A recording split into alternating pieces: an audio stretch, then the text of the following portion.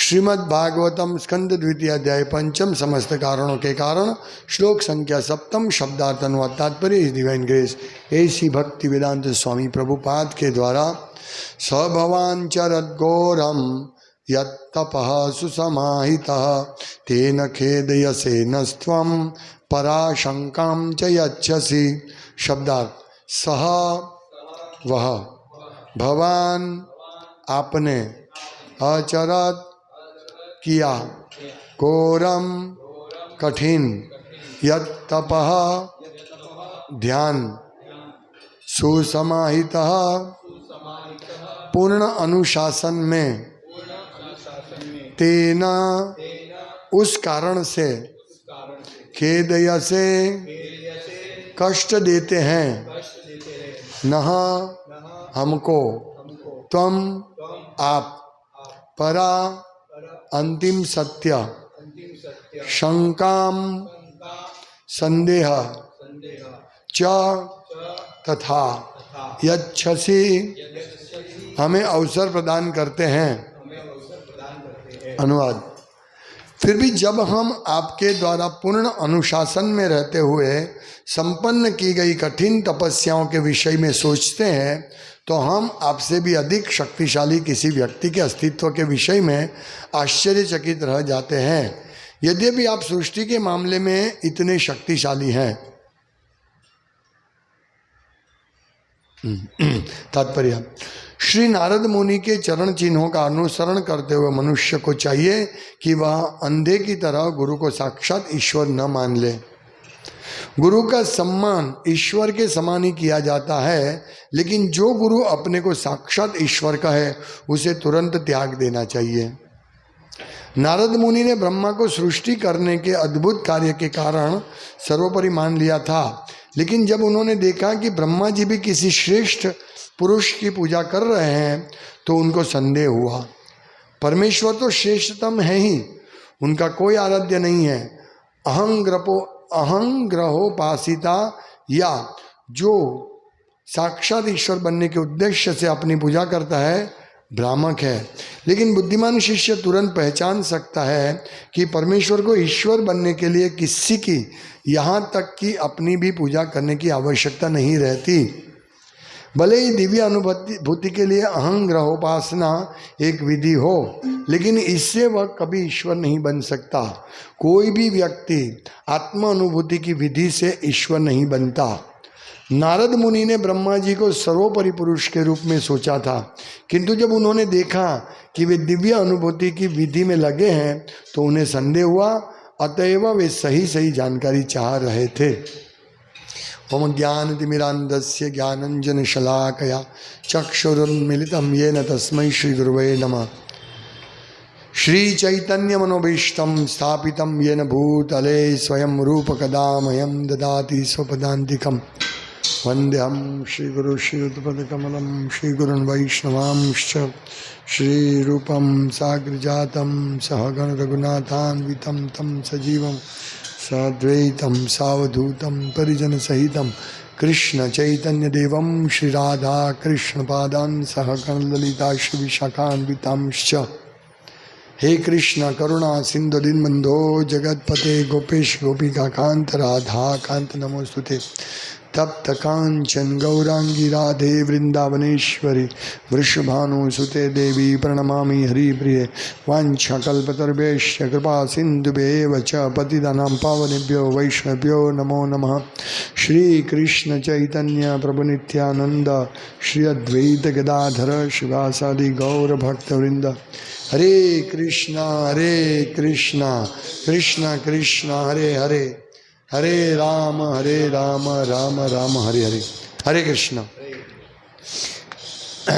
नारद मुनि ब्रह्मा जी से प्रश्न पूछते हैं, तो इस प्रश्न में पूछ रहे कि कोई आप अद्भुत सर्जन करते हैं, लेकिन हम आश्चर्यचकित होते हैं कि आप तो कठिन तप करते हैं। और जब वो विषय में सोचते हैं तो हमको ऐसा लगता है कि आपसे भी कोई श्रेष्ठ है। इस तात्पर्य से मैं 3 चीज़ हम समझ सकते हैं। बहुत सारी चीज़ समझ सकते हैं, 3 चीज़ महत्वपूर्ण है। पहला, गुरु के प्रति शिष्य का सोचना, एक चीज। दूसरी चीज कि छोटी छोटी बात में हम किसी को ईश्वर नहीं मान लेना चाहिए, या कोई बड़ी भी तप करे तो ऐसा समझना चाहिए कि ईश्वर कभी तपस्या से नहीं बनते हैं। और तीसरी बात है कि ईश्वर को कभी तपस्या करनी नहीं पड़ती। ये तीन चीज से हम प्रयास करेंगे समझने का।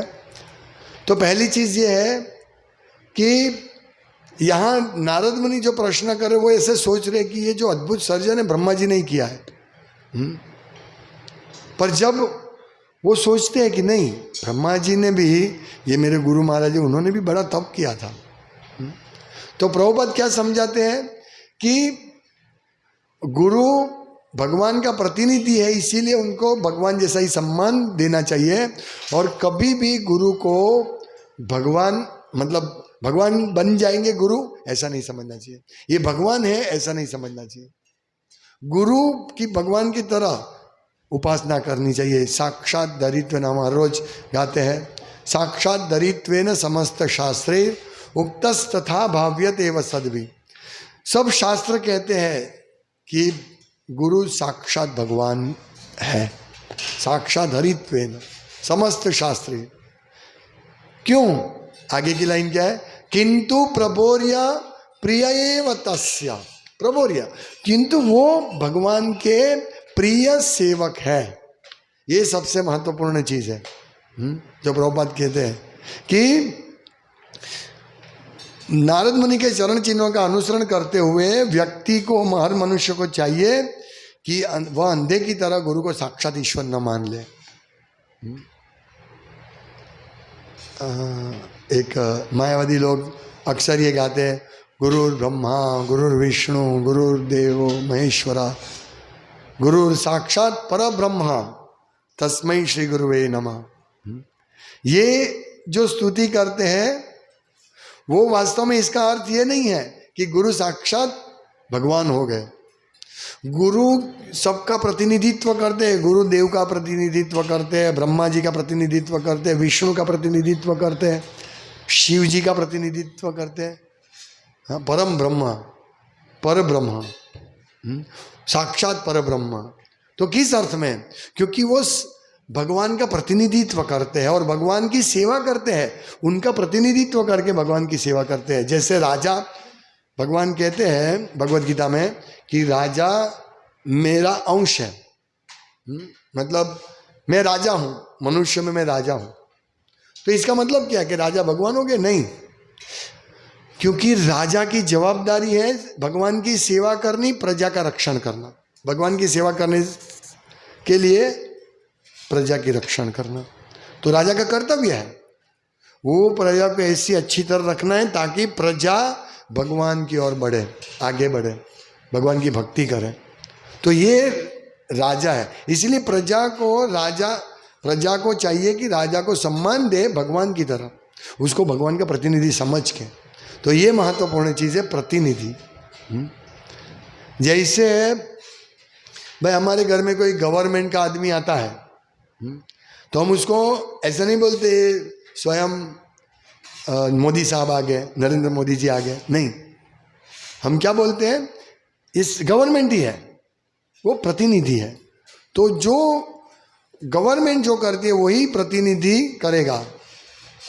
हाँ, तो इसी प्रकार गुरु का कर्तव्य बनता है कि वो भगवान का प्रतिनिधित्व करके भगवान के संदेश को शिष्य तक पहुंचाए।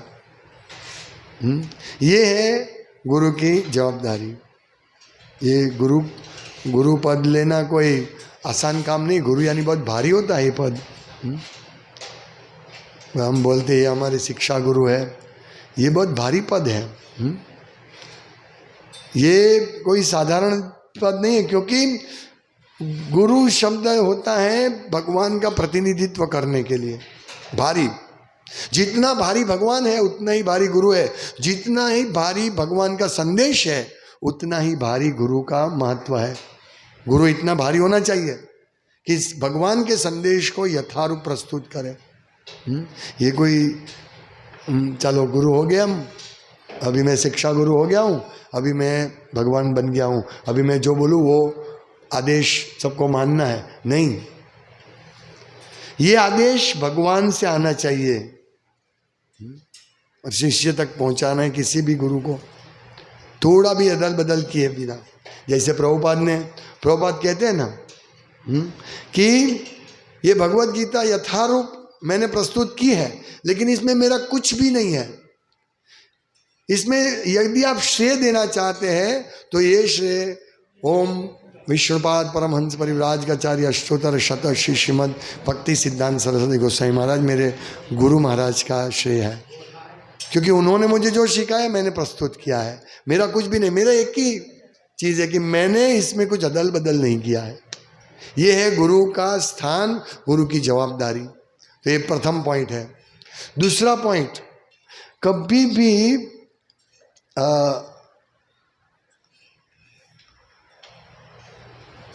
परमेश्वर श्रेष्ठतम है और उनका कोई आराध्य नहीं है। भगवान कृष्ण परमेश्वर, भगवान विष्णु, भगवान कृष्ण, वो किसी की पूजा नहीं करते हैं।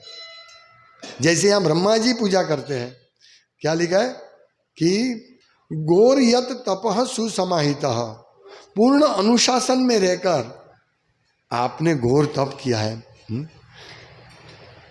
आपके द्वारा पूर्ण अनुशासन में रहते हुए संपन्न की गई कठिन तपस्या, ये शब्द हमें समझना चाहिए कि ब्रह्मा जी ने कठिन तपस्या की, तो इसका मतलब है ब्रह्मा जी किसी अनुशासन में रहकर किया, यानी ब्रह्मा जी के ऊपर कोई है, ये बुद्धिशाली नारद जी ने सिखा लिया। यही प्रश्न पूछते हैं कि फिर भी जब हम आपके विषय में सोचते हैं तो आपसे भी कोई शक्तिशाली है, ये हम अंदाज लगा सकते हैं। और वो शक्तिशाली व्यक्ति कैसा होगा, जिनके लिए आप इतना घोर तप करते हैं, और आपने भी जो सर्जन किया वो भी आप शक्तिशाली आप, हाँ?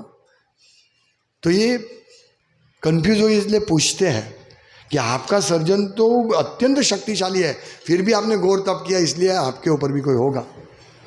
तो भगवान कभी घोर तपस्या नहीं करते हैं।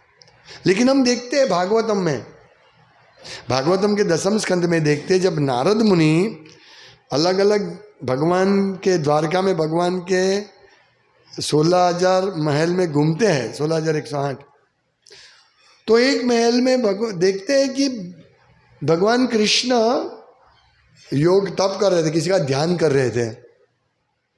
यहाँ नारद जी ब्रह्मा जी को देखते हैं कि आप तप कर रहे हैं, यानी आपके ऊपर कोई है।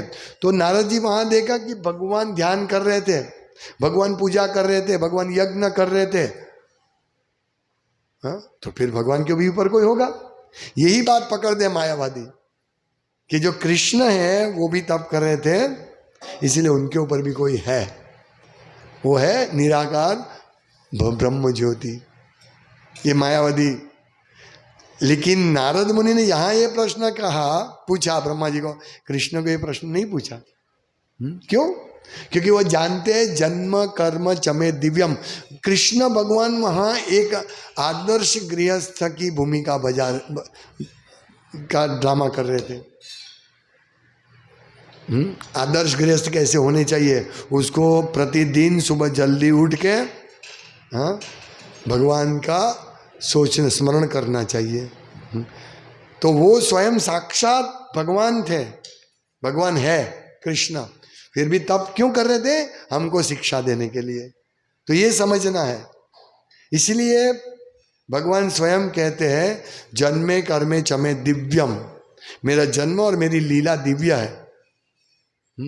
एवं यो व्यक्ति तत्वतः, इसको तत्वतः मूल रूप से जानना है। एवं यो व्यक्ति तत्वतः, तो क्या होगा? त्यक्त्वा देहम पुनर्जन्म नहीं थी मामेति सो अर्जुन, उसको शरीर त्यागने के बाद उसको दूसरा शरीर नहीं मिलता, वो मेरे पास आता है, वैकुंठ में जाता है। तो मायावादी लोग ये नहीं समझ सकते हैं, वो सोचते हैं कि ये कृष्ण के ऊपर भी कोई निराकार है, इसीलिए वो लोग वैकुंठ नहीं जा सकते। क्योंकि वो भगवान की लीला नहीं समझ सकते। तो दूसरा पॉइंट कि भगवान कभी तप नहीं करते हैं, भगवान को भगवान बनने के लिए तप नहीं करते। प्रभुपाद कहते हैं कि भगवान भगवान है, चाहे वो यशोदा मैया के कोख में बैठे हैं दो, या पुतना के स्तनपान कर रहे 2 दिन के बालक हैं, या यशोदा मैया के गोदी में बैठे हुए छोटे से कृष्ण हैं, या कुरुक्षेत्र के युद्ध भूमि पे हाँ वो पुक्त रूप में है, वो हमेशा भगवान है। उनको भगवान बनने की कोई आवश्यकता नहीं है, क्योंकि वो भगवान है। हाँ, नहीं तो भगवान नहीं होते तो 2 दिन की उम्र में पुतना जैसी 8 माइल लंबी राक्षसों को कैसे मार सकते थे। तो ये समझना है, इसीलिए भगवान के कार्यकलाप दिव्य है। कोई ऐसा कार्य नहीं कर सकता 2 दिन का बालक। हाँ, और मूर्ख लोग कहते हैं कि हमारे गुरु भगवान है। ये मूर्खता है। भगवान बनने के लिए या कोई ये बाबा भगवान है, वो बाबा भगवान है, नहीं। भगवान बनने के लिए कोई तप जरूरी नहीं है, क्योंकि भगवान भगवान ही होते हैं और कोई कंपटीशन नहीं तो यदि तप करके हम भगवान बन सकते हैं तो कितने भगवान हो गए होते हैं। तो ये बात है, भगवान को तप करने की कभी आवश्यकता नहीं है। कोई भी व्यक्ति आत्मा अनुभूति के विधि से ईश्वर नहीं बन सकता। मैंने बहुत तप किया, कठिन तपस्या की, हिमालय में जाके 1 लाख साल तप किया, नहीं, ऐसे भगवान नहीं बनते। हम देखते हैं प्रचेता 11,000 साल उन्होंने समुद्र के अंदर तप किया, तो क्या वो भगवान बन गए? नहीं। भगवान भगवान होते हैं, भगवान कभी बन नहीं सकते। कोई सामान्य जीव, भगवान भगवान होते। ये महत्वपूर्ण पॉइंट को हमें समझना है। तो ये मूर्ख लोग बोलते हैं हम भगवान बन जाएंगे, तो कंप्लीट मूर्खता है। कैसे भगवान बन सकते हैं? यदि हम भगवान हैं तो हम बूढ़े क्यों होते हैं? भगवान सच्चिद आनंद, सत शाश्वत शरीर है उनका। भगवान का कभी कृष्ण का बूढ़ा पिक्चर देखा है? कभी नहीं है। उनके बाल काले नहीं होते हैं, सुंदर बाल होते हैं। वो आदि पुरुष है। आदि यानी बहुत सबसे पहले वो आदि पुरुष है, फिर भी नव यौवनम च, हमेशा युवान रहते हैं, इससे भगवान बोलते हैं। हाँ, और जो व्यक्ति भगवान का प्रतिनिधित्व करते हैं वो भी भगवान है, क्योंकि वो भगवान का संदेश को पहुंचाते हैं। जैसे कभी कभी भगवान नारद जी, ब्रह्मा जी, शिव जी को भगवान कहा जाता है। क्यों? क्योंकि वो भगवान का प्रतिनिधित्व करते हैं। वो भगवान की शक्ति को हम तक पहुंचाते हैं, भगवान के मैसेज को हम तक पहुंचाते हैं। वो बहुत शक्तिशाली है ब्रह्मा जी, इसीलिए उनको भगवान कहा जाता है कभी कभी, ब्रह्मा जी को। पर उसका अर्थ हमें ये समझना है कि वो कृष्ण नहीं है, वो भगवान का प्रतिनिधित्व है। ये दूसरा पॉइंट। तीसरा पॉइंट इसमें है कि ये पहला पॉइंट क्या है कि गुरु भगवान के प्रतिनिधित्व है। दूसरा, ईश्वर को तप करने की आवश्यकता नहीं है, और तप करके कोई ईश्वर नहीं बन सकते हैं। और तीसरा पॉइंट देखिए, हम देखते हैं सामान्यतः हम कभी कभी किसी जगह जाते हैं तो कोई बहुत भूखा व्यक्ति होता है, तो कोई इसको खाना दे देता है, 2 दिन से भूखा खाना, ओहो हो मुझे ईश्वर मिल गए, हाँ ईश्वर मुझे खिलाने आए। तो हम किसी भी व्यक्ति को ईश्वर बोल देते हैं? नहीं। क्यों? क्योंकि देखो मैं भूखा हूँ, भगवान तो नहीं आए खिलाने, ये व्यक्ति आया, इसलिए मेरे लिए वो व्यक्ति ईश्वर है। तो हमें ये गलती नहीं करनी चाहिए। तो इसको दरिद्र नारायण, हाँ नारायण कभी दरिद्र नहीं होते हैं, कभी भी नहीं। तो गरीब, ये शब्द बहुत ही गलत शब्द है, ये भगवान की निंदा करने समान है ये शब्द दरिद्र नारायण। नारायण कभी दरिद्र नहीं होते, नारायण नारायण होते हैं। तो ये मायावादी सिद्धांत की वजह से वो लोग सबको नारायण मानते हैं कि सब नारायण है। वास्तव में सब नारायण के अंश है। मैं आप सब लोग नारायण के अंश है, ब्रह्मा जी भी, शिव जी भी, सब नारायण के अंश है। अब ये सब, ये तीसरा पॉइंट हमें समझना चाहिए, नहीं तो हम गलती कर बैठेंगे और ये गलती की वजह से हम कभी भी कृष्ण को तत्वतः नहीं समझ सकते हैं। ये तो कोई किसी ने चलो भाई हेल्प किया, जैसे डॉक्टर कभी कभी दर्दी बहुत ही अंतिम स्टेज पर होता है, बहुत भयंकर बीमारी में फंसा है और डॉक्टर उसको दवाई देके अच्छा कर देता है, तो बोलते हैं मेरे लिए आप ईश्वर हो। ये हमें ऐसा नहीं बोलना चाहिए। ये ईश्वर क्या है? देखिए, कभी कोई खाना दे देता है 1 दिन 2 दिन 10 दिन, तो समझते हैं कि देखो ये ईश्वर है, और वो भी इसको हाँ देखो मैं खिला रहा हूँ। ईश्वर नहीं खिला पाए, मैं खिला रहा हूँ, लेकिन वो जानता नहीं है कि ईश्वर एक एक व्यक्ति के खाने की व्यवस्था कर रहे हैं। यदि ईश्वर भगवान कृष्णा राम यदि अन्न नहीं उगाते हैं, यदि बारिश नहीं गिरवाते हैं, कौन अनाज पैदा कर सकता है? कोई फैक्ट्री में नहीं बनेगा। हाँ, तो ईश्वर 24 घंटे सबको हवा पानी खाना दे रहे। हाँ, जब से हम उत्पन्न हुए तब से, अरे उत्पन्न हुए हम माता के गर्भ में थे तब से ये भगवान व्यवस्था करते हमारे खाने की। देखिए, वो माँ जो खाती है तो बेटे तक कैसे पहुँचेगा? कनेक्शन वो और बोलते हैं, वो नली जिससे माँ और बेटे का कनेक्शन कौन देता है पेट में? हाँ, ये भगवान है। भगवान हमारी व्यवस्था करते खाने की। और किसी ने 1 दिन खाना दे दिया, 1 महीना खाना दे दिया, हम बोलते हाँ ये महान है, ईश्वर है। अरे ईश्वर आपको जन्म से मृत्यु तक खाना देते हैं। हाँ, और सब व्यवस्था, ऑक्सीजन देते हैं, पानी देते हैं, सब देते हैं। अभी तो उसको भजो। क्यों गलत व्यक्ति को ईश्वर मानते हो? जो देते हैं उसको नहीं मानते हैं। अभी किसी ने 1 लाख दे रहा है मुझे, तो कोई व्यक्ति के थ्रू दे रहा है, पोस्टमैन के थ्रू दे रहा है, तो पोस्टमैन हमको 1 लाख दे रहा है। ओह आपने मुझे 1 लाख दिया, मैं आपका बहुत बहुत आभारी हूँ। पोस्टमैन बोला मैंने मेरा काम किया, वो लाख उसने दिया, मैंने दिया आपको, मेरा कुछ इसमें नहीं है। अरे पोस्टमैन नहीं तुमने ही दिया। नहीं भाई, ऊपर से आया है पैसा। इसीलिए जो कभी अन्नदान करता है तो उसको ऐसा नहीं समझना चाहिए कि मैं खिला रहा हूं, या व्यक्ति को ऐसा नहीं समझ ये खिला रहा है।